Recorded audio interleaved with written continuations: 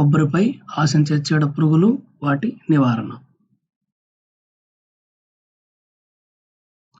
ఈ కొబ్బరిపై ఆశించే చీడ పురుగులను చూస్తే ఒక 7 రకాల చీడ పురుగులు ఉన్నాయి. అవేంటంటే, ఒకటి నల్ల ముట్టు పురుగు, రెండవది కోకోనట్ బ్లాక్ రైనోసెరాస్ బూటిల్ రెండవది, దాన్ని కొమ్ము పురుగు అని అంటారు. మూడవ పురుగుని ఎర్రముక్క పురుగు అంటారు. దీన్ని రెడ్ పామ్ వీవిల్ లేదా యాసియన్ వీవిల్ అని కూడా అంటారు. తర్వాత నాలుగవది ఎరియోఫిడ్ నల్లి, ఇది కోకోనట్ ఎరియోఫిడ్ మైట్ అని ఇంగ్లీష్లో పిలుస్తారు. తర్వాత కొబ్బరిలో పులుసు పురుగులు, వీటిని కోకోనట్ స్కేల్స్ అని అంటారు. తర్వాత ఆరో చీడ పురుగు సర్పిలాకార తెల్లదోమ అంటారు. ఇది రుగోస్ స్పైరలింగ్ వైట్ ఫ్లై. తర్వాత ఏడవది కోకోనట్ స్లగ్ క్యాటర్పిల్లర్, దీన్ని ఆకు తెగులు అని కూడా పిలుస్తారు. తర్వాత ఇందులో మొదటి పురుగు చూస్తే ఇది నల్లముట్ట పురుగు అంటారు. దీన్ని కోకోనట్ బ్లాక్ హెడెడ్ క్యాటర్పిల్లర్, దీని శాస్త్రీయ నామం ఓపిసేనా అరెనోసెల్లా, ఆర్డర్ లెపిడాప్టెరా క్రమానికి చెందిన పురుగు. ఈ నల్లముట్టు పురుగు గుర్తింపు లక్షణాలు చూస్తే రెక్క పురుగులు బూడిద రంగులో ఉంటుంది. ఇవి గొంగలి పురుగు లేత ఆకుపచ్చ రంగులోను గోధుమ రంగులోను ఉండి తల మరియు ప్రాగ్వక్షం గోధుమ రంగులో ఉంటాయి. మధ్యవక్షం ఎరుపు రంగును కలిగి ఉంటుంది అన్నమాట. గొంగలి పురుగు శరీరం పైన గోధుమ రంగు చారలు ఉంటాయి. ఈ పురుగులు కొబ్బరి చెట్టు అన్ని వయసుల్లో, అంటే కొబ్బరి చెట్లని, బాగా ఎదిగిన తోటలని, నారుమడులని, గట్లపై ఉన్న చెట్లని అన్నింటినీ ఆశిస్తుంది అనమాట. ఇక్కడ ఈ బొమ్మలో మీరు తల్లి పురుగు, తర్వాత లార్వాని, లద్దె పురుగులను రెండు గమనించవచ్చు. ఆకుపైన లద్దె పురుగు, పొడవాటి లద్దె పురుగు అక్కడ నుంచి చూడండి. ఈ నల్లముట్ట పురుగు గాయపరిచే విధానం చూస్తే గొంగలి పురుగులు ఆకుల అడుగు భాగాన్ని చేరి ఊలు దారం సహాయంతో ఆకులను గూడు చేసి కింద చేరి పత్రహరితాన్నంతా గోకి తినేస్తూ ఉంటాయి. ఎక్కువగా ఆకులను ఆశించినప్పుడు ఆకులన్నీ ఎండిపోయి దిగుబడులు తగ్గిపోతాయి. ఉధృతి మరి ఎక్కువైతే, ఈ పురుగు ఉధృతి మరి పెరుగుతున్న కొద్దీ ఈ ఆకుల పైన ఉండే మచ్చలన్నీ కలిసిపోయి ఆకు మొత్తం ఎండిపోయినట్టు కనిపిస్తుంది అన్నమాట. ఈ పురుగులు ఆశించిన ఆకులు మొట్టమొదటి ఎండిపోతాయి.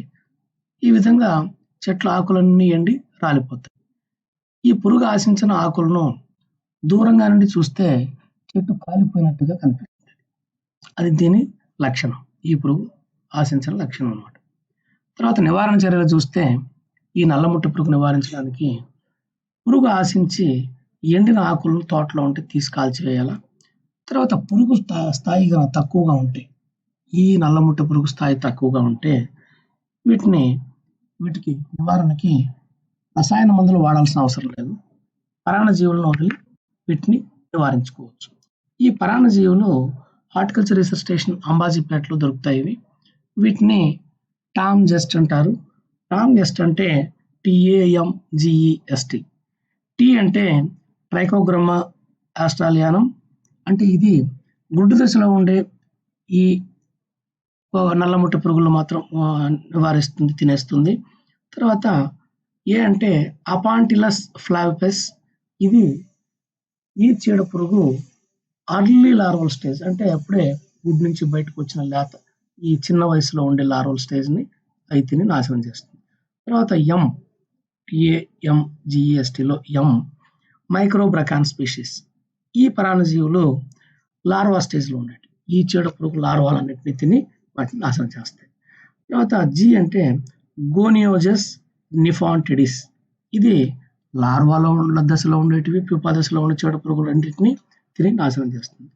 ఈ అంటే ఇలాస్మస్ స్పీషీస్. ఇలాస్మస్ స్పీషీస్ ఏం చేస్తాయంటే ఒక్క ప్యూపా దశలో ఉండే చీడ పురుగులను మాత్రమే ఇవి తిని నాశనం చేస్తాయి. తర్వాత S అంటే స్టొమటోసిసస్ ఫాల్కేటి స్కూటెల్లం, దీని పేరు. ఇది లేట్ ప్యూపల్, అంటే ప్యూపాలో ఇంకా అడల్ట్ బయట వస్తుందనగా ఉండే ప్యూపా దశ. అడల్ట్ బయటకు వచ్చే ముందు ఉండే ప్యూపా దశలని, అంటే లేట్ ప్యూపా దశలు అంటారు వాటిని ఇది తిని నాశనం చేస్తుంది. తర్వాత పరాన్నజీవి T లాస్ట్లో, ఇది ట్రైకోస్పిల్లస్ ప్యూపివోరా, ఇది అడల్ట్, అంటే ఈ ప్రౌఢ దశలో ఉండే పురుగుల్ని ఇవి తిని, చీడ పురుగుల్ని ఈ పరాన్నజీవి తిని నాశనం చేస్తాయి.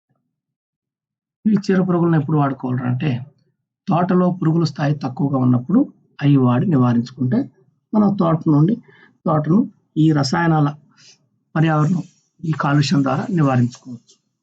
తర్వాత రసాయన పురుగు మందులు కొట్టాల్సి వస్తే డైక్లోరోవాస్ నువాన్ అనేది 1 మిల్లీలీటర్ 1 లీటర్ నీటికి కలిపి పిచికారి చేయాలి. తర్వాత ఈ పురుగు స్థాయి మరీ ఎక్కువగా ఉంటే వేరు ద్వారా మందు పెట్టాలి. వేరు ద్వారా మందు ఎలా పెట్టాలి అంటే దీన్ని రూట్ ఫీడింగ్ టెక్నిక్ అంటారు. ఈ చెట్లు మొదల వద్ద ముదురు ఎరుపు రంగు ఉండే ఒక వేరుని సెలెక్ట్ చేసుకొని దాన్ని పదునైన చాకుతో కొంచెం క్రాస్గా కట్ చేసుకోవాలి. వేరు నలగకుండా జాగ్రత్తగా ఆ వేరుని ముదురు ఎరుపు రంగులో గోధుమ రంగులో ఉండే వేరుని పదునైన చాకుతో కొంచెం కత్తిరించి దానికి ఏటవాలుగా చిన్న పాలిథిన్ సంచుల్ని తొడిగించాలి. అందుకు ఆ పాలిథిన్ సంచిలో 10 మిల్లీలీటర్ల మోనోక్రోటోఫాస్ని దానికి 10 మిల్లీలీటర్ల నీటితో కలిపి ఆ పాలిథిన్ సంచిలో వేసి అది ఆ మందు పాలిథిన్ సంచి అడుగులో ఉన్నట్టుగా అమర్చి ఆ వేరుకి కట్టేయాలి. ఈ విధంగా ఏర్పాటు చేసిన మందు 24 గంటల్లో ఏరు పీల్చుకునేస్తుంది. మందు పీల్చుకోని పక్షంలో సపోజ్ కొన్ని వేర్లు ఆ మందును పీల్చుకున్నట్టయితే ఆ పాలిథిన్ సంచిని జాగ్రత్తగా తీసి వేరొక వేరుకి తొలగించాలి. ఇంకో వేరు సెలెక్ట్ చేసుకొని అక్కడ దానికి తొలగించాలి. ఈ పద్ధతి ద్వారా మందు పెట్టక ముందు కొబ్బరికాయలను కోసేయాలి. మందు పెట్టిన తర్వాత కొబ్బరికాయలను కోయరాదు. ఏదన్నా పక్వానికి వచ్చిన కొబ్బరికాయలు ఉన్నా లేదు ఈ కొబ్బరి నీరు తాగడానికి ఉండే లేతకాయలైనా ఈ మందును అంటే రూట్ ఫీడింగ్ టెక్నిక్ స్టార్ట్ చేసే ముందే వాటిని కోసేయాలి. మందు పెట్టిన తర్వాత 40 రోజుల వరకు కొబ్బరికాయలని కోయకూడదు. ఈ పురుగు ఎండిపోయిన తోటలకు పురుగు సోకి ఎండిపోయిన తోటల్లో ఉండే ప్రతి చెట్టుకి 1 KG urea, 1 KG single super phosphate మరియు 1 కేజీ మ్యూరేట్ ఆఫ్ పొటాష్ ఈ మూడింటిని బాగా కలిపి ప్రతి చెట్టుకు సంవత్సరానికి ఒక్కసారి వేసి నీరు పెడితే త్వరగా కోలుకొని కాపుకొస్తాయి. ఇది నల్లముట్ట పురుగు నివారణ. ఇందులో రెండవ చీడ పురుగును చూస్తే దీన్ని కొమ్ము పురుగు అంటారు. దీన్ని రైనోసెరాస్ బీటిల్ అని పిలుస్తారు. దీని సైంటిఫిక్ నేమ్ వరైక్టస్ రైనోసెరాస్. ఇది కోలెప్టరా క్రమానికి చెందిన పురుగు. కోలెప్టరా క్రమానికి చెందిన వాటిని బీటిల్స్ అని అంటారు. ఇది టెంకలాగా ఉంటుంది వాటి శరీరం. దీని జీవిత చక్రం గమనిస్తే లైఫ్ సైకిల్లో అడల్ట్ తల్లి పురుగు టెంక పురుగు అంటారు దాన్ని.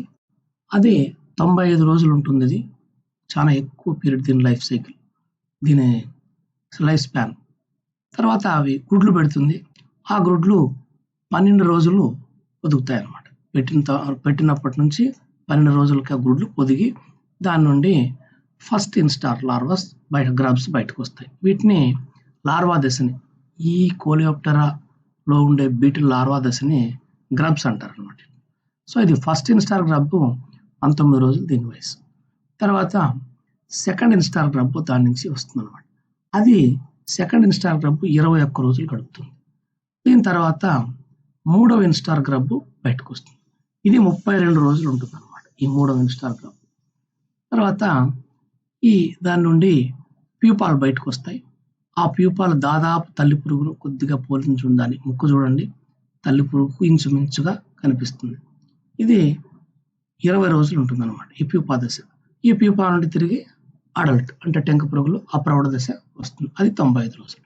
ఈ లైఫ్ సైకిల్లో మీరు అన్ని క్లియర్గా గమనించచ్చు. దానికి గుడ్ ఎట్టుంటాయి, అది ఫస్ట్ ఇన్స్టార్ లార్వా ఎట్టుంటుంది, రెండవ ఇన్స్టార్ లార్వా అని, మూడవ ఇన్స్టార్ లార్వా అని, ప్యూపా అని అన్నిటిని బాగా గమనించి నేర్చుకోవాలి. తర్వాత ఈ కొమ్ము పురుగు గుర్తింపు లక్షణాలు చూస్తే పెంకు పురుగు బలిష్టంగా నల్లగా లేదా ఎరుపు రంగులో కూడా ఉంటాయి. బాగా వృద్ధి చెందిన బలమైన రెక్కలు ఉంటాయి. చూడండి ఆ బొమ్మలో ఆ రెక్కలు ఎంత స్ట్రాంగ్గా ఉన్నాయి, టెంక మాదిరి ఉన్నాయి. తర్వాత తలపైన ఖడ్గమృగాలు చూసి ఉంటారు కదా, ఖడ్గమృగానికి ఉన్నట్టుగా రైనోసెరాస్కు ఉన్నట్టుగా ఒక కొమ్ము ఉంటుంది అనమాట. దానివల్లనే అందుకే దీన్ని పేరు రైనోసిరాస్ బీటిల్ అని పెట్టారు.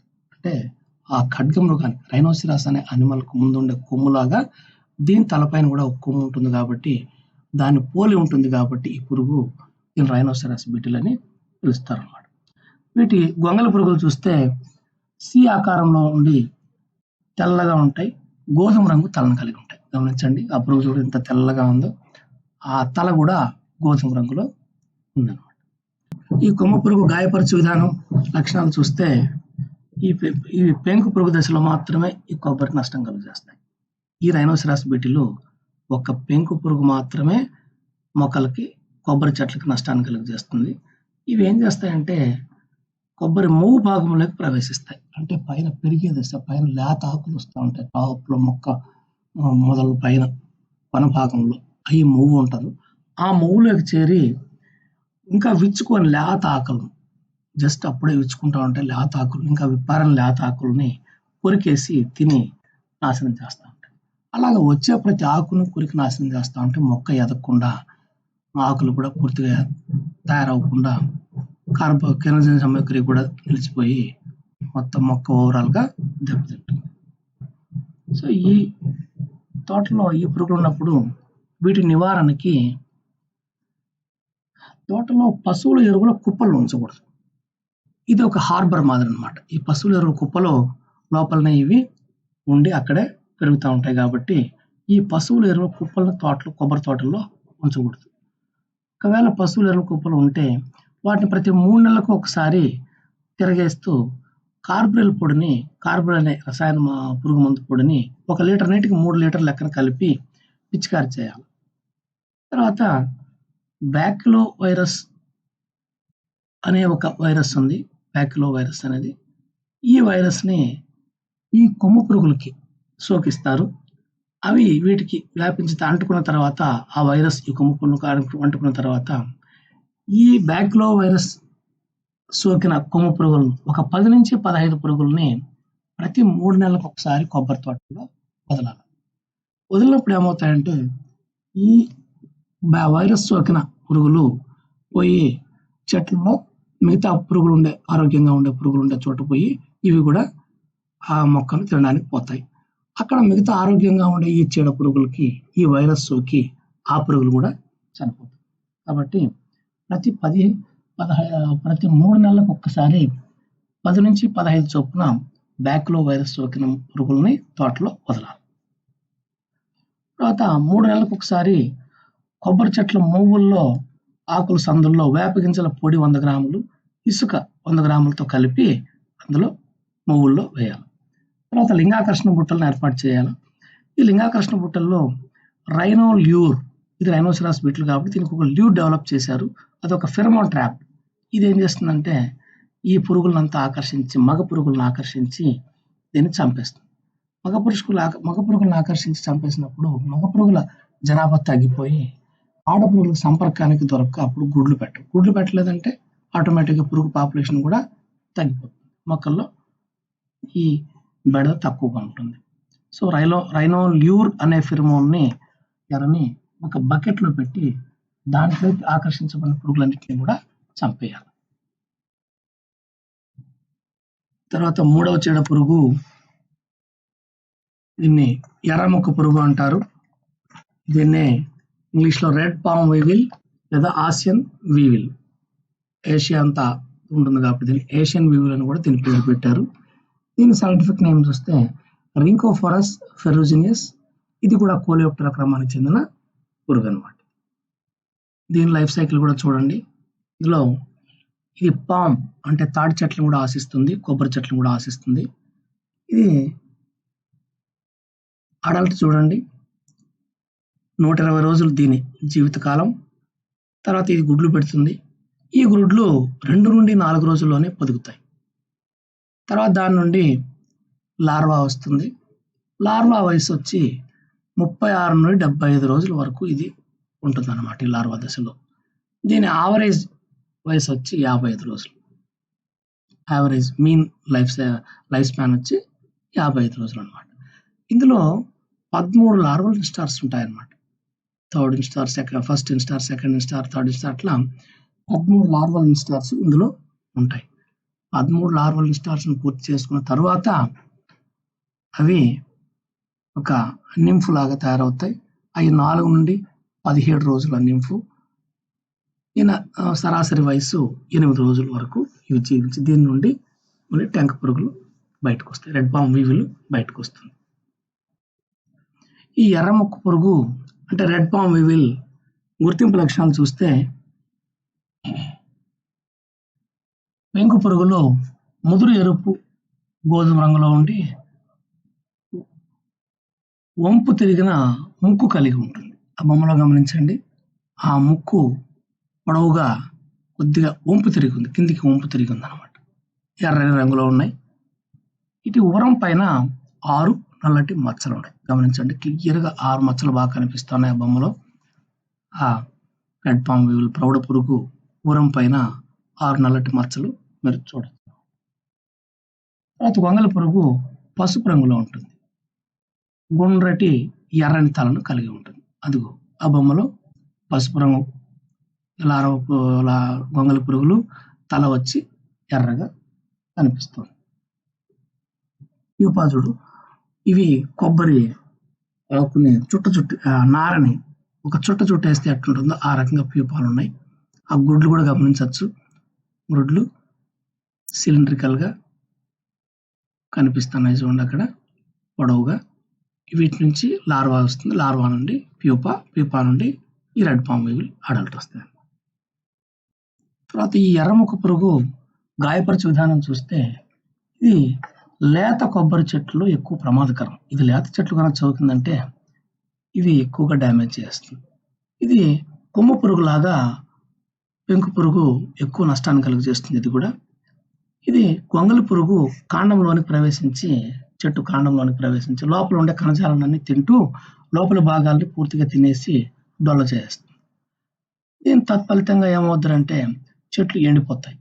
ఎక్కువగా గాలి వీస్తే గన అవి విరిగి పడిపోతాయి. చెట్లు గాలి వీచినప్పుడు లోపల భాగాన్ని తినేయడం వల్ల లోపల బోలుగా ఉంటుంది కాబట్టి దానికి అక్కడ ప్రాపర్ స్ట్రెంగ్త్ లేక పడిపోతాయి. కాండంపై రంధ్రాలు ఏర్పడతాయి. ఈ రంధ్రాల ద్వారా ఇవి సోకడం వల్ల కాఫీ రంగులో ఉండే జిగురు పదార్థం కారుతూ ఉంటుంది. తర్వాత ఆ రంధ్రాల నుండి నమిలిన పిప్పి కూడా బయటకు వస్తూ ఉంటుంది.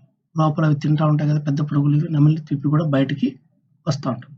అప్పుడప్పుడు ఆకులు చూస్తే ఆకులు మట్టలు ఉంటాయి కదా, అవి నిలువుగా చీలిపోతాయి ఇది ఆశించడం వల్ల. ఈ విధంగా జిగురు కారుతూ ఉండే చెట్లు ఈ పురుగును ఎక్కువగా ఆకర్షిస్తాయి. ఏ చెట్లో అయితే జిగురు ఎక్కువగా కారుతూ ఉంటుందో ఆ చెట్లకి ఈ పురుగులు ఎక్కువగా ఆకర్షితమవుతాయి. ఇవి పోయి అక్కడే వాళ్తాయి, అక్కడ ఇంకా ఎక్కువ డ్యామేజ్ చేస్తాయి. సో దీని నివారణ చర్యలు చూస్తే ఈ పురుగు ఆశించి చనిపోయిన చెట్లను నరికి తగలబెట్టాలి. తోటలో ఉంచకూడదు. అందులో పురుగులు ఉంటాయి కాబట్టి మళ్ళీ వేరే చెట్లకి స్ప్రెడ్ అవుతాయి. కాబట్టి వెంటనే ఆ చనిపోయిన చెట్లని నరికి బయట తగులుబెట్టేసి వాటిని నాశనం చేయాలి. ఇంకోటి, ఈ పురుగు కాటుక తెగులు లేదా మూకులు తెగులతో చనిపోయిండే మొక్కలు ఉంటాయి. ఇప్పుడు తెగుళ్ళు వస్తాయి ఈ కొబ్బరి చెట్లకి. అవి కొబ్బరి చెట్లలో కాటుక లేదా మూకులు తెగులతో చనిపోయిన మొక్కల్ని వెంటనే తోట నుండి తీసి వాటిని కూడా నాశనం చేయాలి. కొబ్బరి చెట్టు కాండం పైన మొదల వద్ద ఎట్లాంటి గాయము చేయకూడదు. కత్తితో కుట్టడం కానీ అదంటే అట్లా కూడా ఏ రకంగా గాయాలు కూడా ఏర్పరచకూడదు. తర్వాత వేర్లు కట్ చేయకూడదు, నరకూడదు. పచ్చి ఆకులు లాగేయకూడదు. ఇవన్నీ లాగితే ఈ పురుగు ఉధృతి కూడా కొంచెం ఎక్కువగా అవుతుంది. ఎర్రముక్క పురుగులని గుంపులుగా ఆకర్షించడానికి కృత్రిమ ఎరలు ఉంటాయి, ట్రాప్స్, ఫిరమోన్ ట్రాప్స్ లాగా తయారు చేసి ఒక బకెట్లో ఉంచి కొబ్బరి చెట్టు కాండం మొదల దగ్గర పెట్టాలి. పెట్టినప్పుడు అవన్నీ ఆకర్షించబడతాయి, వాటిని మనం చంపేయచ్చు. తర్వాత దీనికి రూట్ ఫీడింగ్ టెక్నిక్ ఇది వరకు చెప్పాం మనం. ఆ నల్లముట్టు పురుగులో చెప్పాం. అందులో ఫాలో అయ్యే ఆ రూట్ ఫీడింగ్ టెక్నిక్ని కూడా ఇక్కడ మనం మందు పెట్టేదానికి ఫాలో అవ్వాలి. కొబ్బరిలో 4వ చెడు పురుగు చూస్తే దీన్ని ఎరియోఫిడ్ మైట్ అంటారు. దీని తెలుగులో ఎరియోఫిడ్ నల్లి అని పిలుస్తారు. దీని శాస్త్రీయ నామం ఎసరియా గెరోనికస్. ఇది ఆర్డర్ అకారినాకు చెందిన ఈ నల్లి గుర్తింపు లక్షణాలు చూస్తే ఈ ఎరియోఫిడ్ నల్లి మన రాష్ట్రంలో కొబ్బరి తోటలని ఎక్కువగా ఆశిస్తూ ఎక్కువ నష్టాన్ని కలుగజేస్తా ఉంది. ఇవి సాధారణంగా 2-3 నెలలు కలిగిన వయసు కలిగిన లేత కొబ్బరికాయల పిందెల పైన ఎక్కువగా నల్లి ఆశించి నష్టం చేస్తూ ఉంటుంది. ఈ లేత కొబ్బరికాయల ముచ్చిక కింద ఉండే మెత్తని కణజాలాల వద్ద ఈ పురుగులు వేల సంఖ్యలో గుంపులుగా చేరి రసం పీల్చడం వల్ల మొదట్లో తెల్లని చారలు పొడవుగా ఈ లేతకాయల పైన ఏర్పడతాయి. తరువాత క్రమేపీ ఈ చారలు పసుపు లేదా గోధుమ రంగుకు మారి ముచ్చిక నుండి కాయ కింద వరకు వ్యాపిస్తాయి. క్రమేపీ ఈ మచ్చలు ఎరుపు రంగుకు మారి చర్మం నిలువుగా పగులు ఏర్పడి కజ్జికాయలుగా మారుతాయన్నమాట. తర్వాత ఈ పగుల నుండి కొన్నిసార్లు గమనిస్తే జిగురు కూడా కారుతూ ఉంటుంది. ఈ నల్లి సోకిండే పిందెలు రాలిపోతాయి.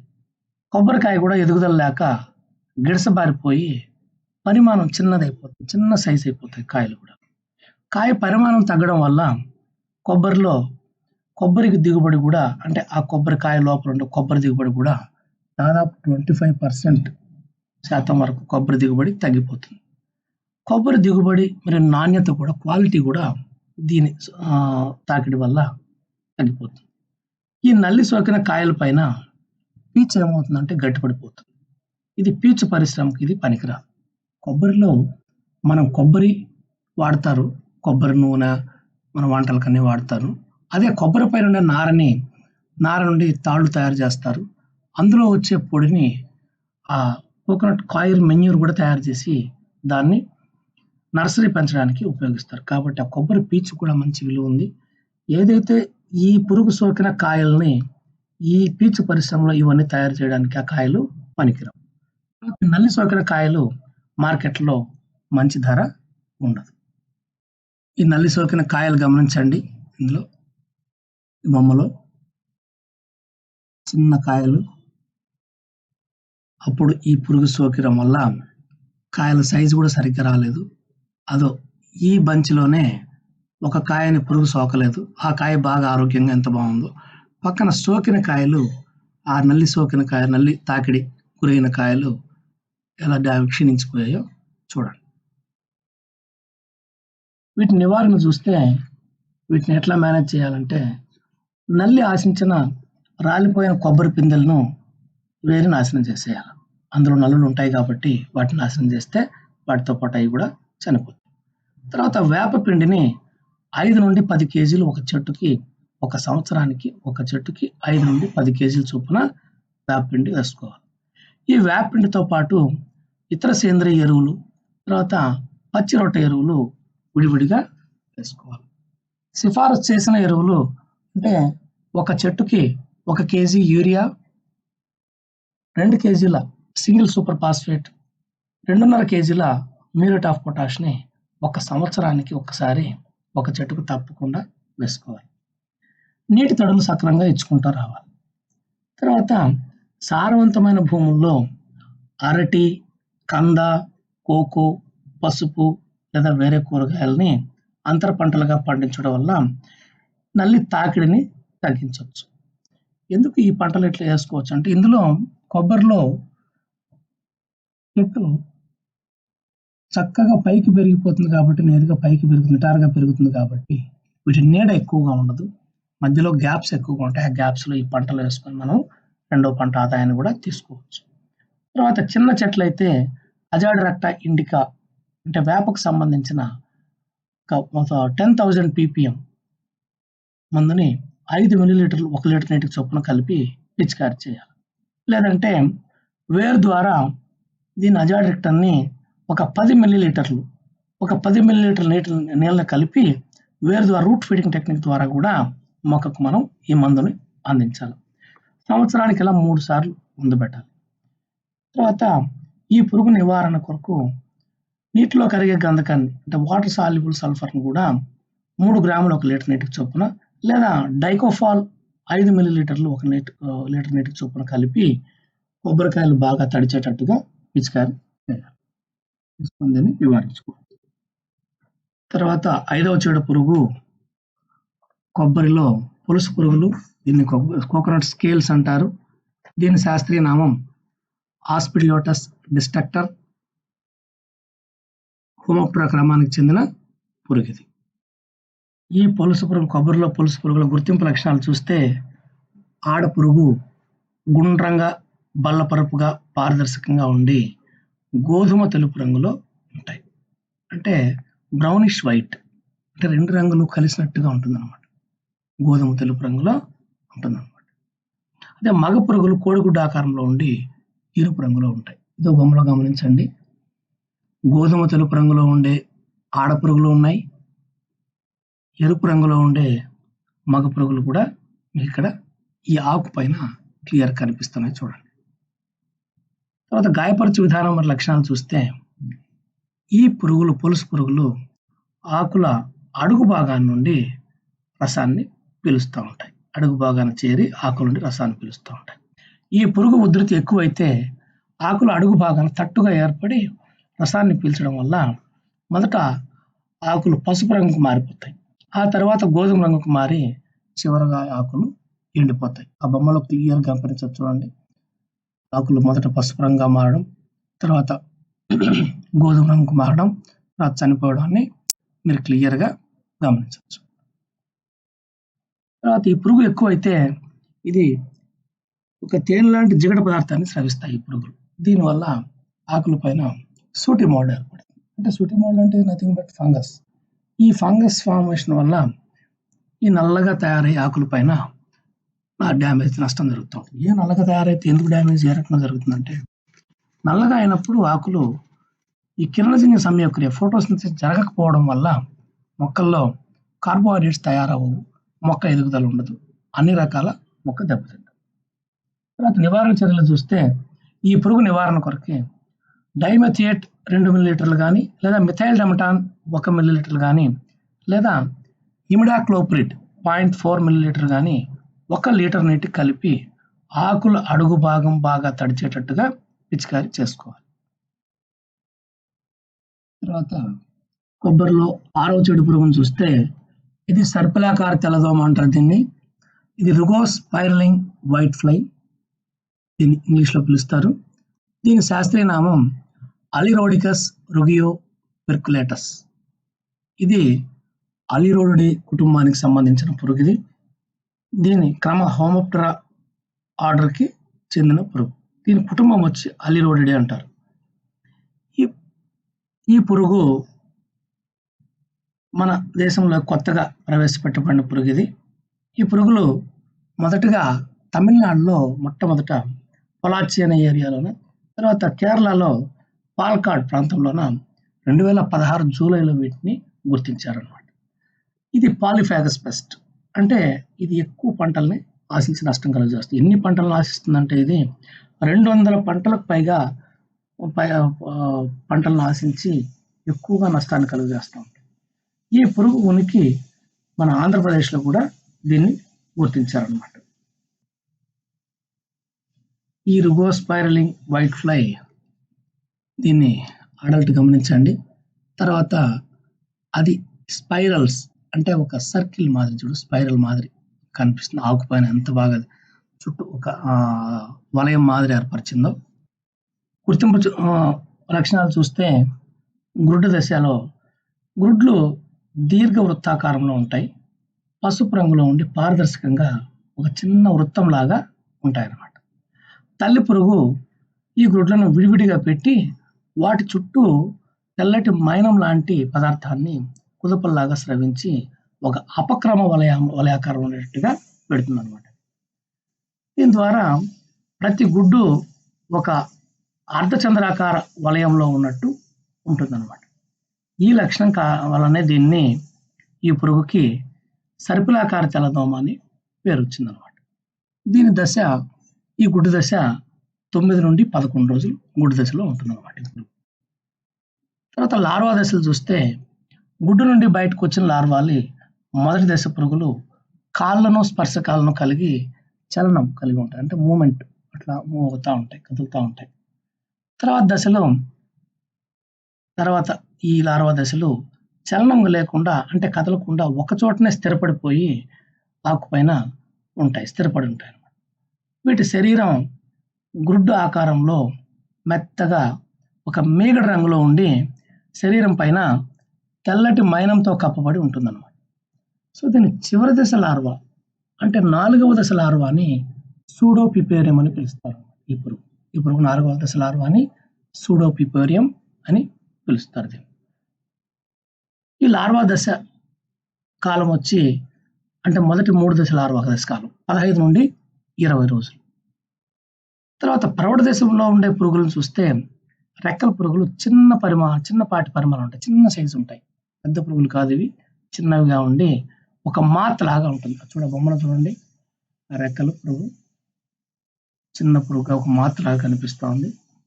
ఈ రెక్కలు తెల్లగా ఉన్నాయి. ముందు జత రెక్కల పైన నల్లటి చుక్కలు ఉంటాయి. కళ్ళు గోధుమ రంగులో కనిపిస్తాయి అన్నమాట. ఆడ రెక్కల పురుగు కంటే మగ రెక్కల పురుగులు ఇంకా చిన్నవిగా ఉంటాయి. వీటి శరీరం చివర పొడవుగా ఉండే క్లాస్పర్స్ అనే నిర్మాణాలు కలిగి ఉంటాయి అన్నమాట. దీని గాయపరిచే లక్షణాలు చూస్తే సర్పిలాకార తెల్లదోమ. ఎట్లా nature of damage, if you observe the nature of damage, ఈ పిల్ల పురుగులు మరియు పెద్ద పురుగులు ఏం చేస్తాయంటే ఆకుల అడుగు భాగాన్ని చేరి అడుగు భాగాన్ని నుండి రసాన్ని పీల్చుకుంటూ ఉంటాయి. దీనివల్ల ఆకుల పైన పసుపు రంగు మచ్చలు ఏర్పడి అధికంగా ఆశించినప్పుడు అవి విసర్జించిన తేనె బంక లాంటి పదార్థం ఆకుల పైన పడి వాటికి చీమలు ఆకర్షించబడతాయి.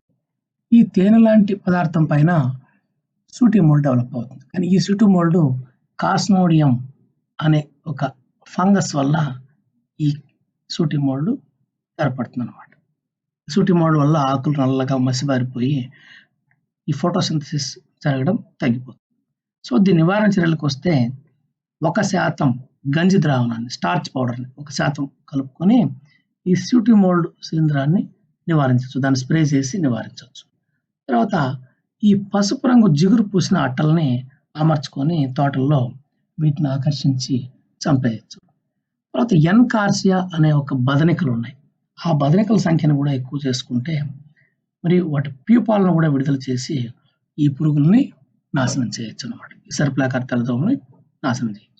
తర్వాత వేప నూనె 5 మిల్లీలీటర్ 1 లీటర్ నీటి కలుపుకొని పిచికారి చేసుకుంటే కూడా ఈ పురుగు ఉధృతి నుండి మనం తప్పించుకోవచ్చు. కొబ్బరిలో 7వ చెడు పురుగు, దీన్ని ఆకుతేలు అని అంటారు, ఆకుతేలు పురుగు అని అంటారు. దీని ఇంగ్లీష్లో కోకోనట్ స్లగ్ క్యాటర్పిల్లర్ అని పిలుస్తారు. దీని శాస్త్రీయ నామం మ్యాక్రోప్లెక్ట్రా నరారియా, లెపిడాప్టెరా క్రమానికి చెందిన చీడ పురుగు. తల్లి పురుగును చూడండి, రెక్కలు ఆకుపచ్చ రంగులో ఉన్నాయి. సగం రెక్కలు, ముందు రెక్కలు సగం రెక్కలు, తర్వాత సగం రెక్కలు గోధుమ రంగులో ఉన్నాయి. కొబ్బరి ఆకు కలర్ మాత్రం పోలి ఉన్నాయి చూడండి ఆకు. తర్వాత కింద లార్వా ఉంది, దాని తర్వాత ప్యూపా ఉంది. వీటిని గమనించవచ్చు. ఈ గొంగళి పురుగులు ఆకులను తింటూ నష్టాన్ని కలుగజేస్తూ ఉంటాయి. ఇక్కడ గమనించవచ్చు, ఈ బొమ్మలో గొంగళి పురుగులు లాగా ఉన్నాయి చూడండి ఆకులు. ఇవి ఏ రకంగా ఆకుల్ని డ్యామేజ్ చేస్తున్నాయి ఇందులో మీరు గమనించవచ్చు. ఇవి ఎక్కువగా ఆకులను తిని కొబ్బరి తోటలో నష్టాన్ని కలుగజేస్తూ ఉంటాయి. ఇది కొబ్బరిలో చీడ పురుగులు, వాటి నివారణ.